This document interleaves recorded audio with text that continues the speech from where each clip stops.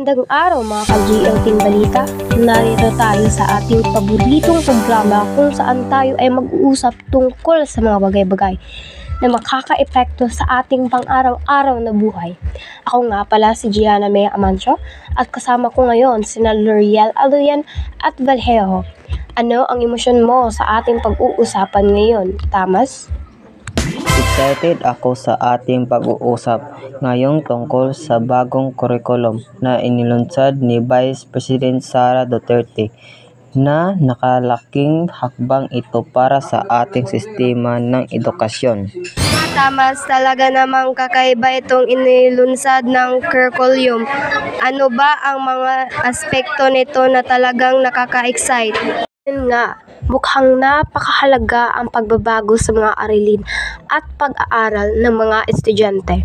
Nakatutok ito sa mga kasanayang pangangailangan sa kasalukuyang industriya.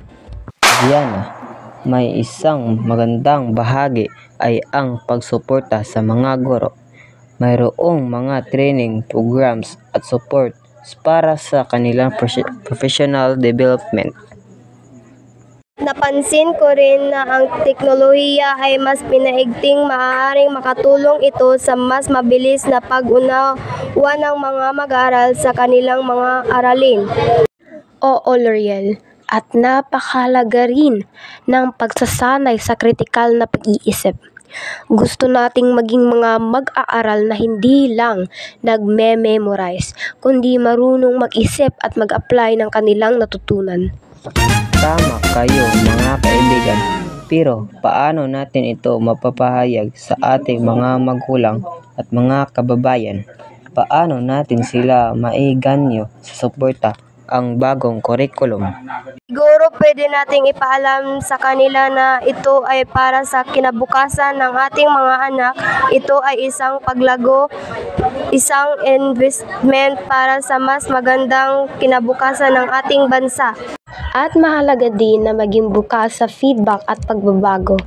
Hindi naman tayo perfect, pero kung tayo ay magtutulungan, malayo ang mararating ng bagong curriculum na ito.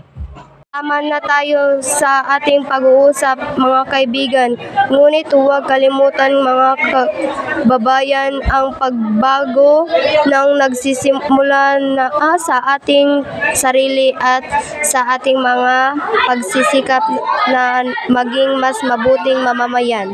Maraming salamat sa pagtutok mga kaibigan. Ito ang GLTing Balita kasama sina L'Oreal Aloyan at Tamas Vallejo. Nagpapaalala na tayo ay may papel sa pag-angat ng kalidad ng edukasyon sa ating bayan.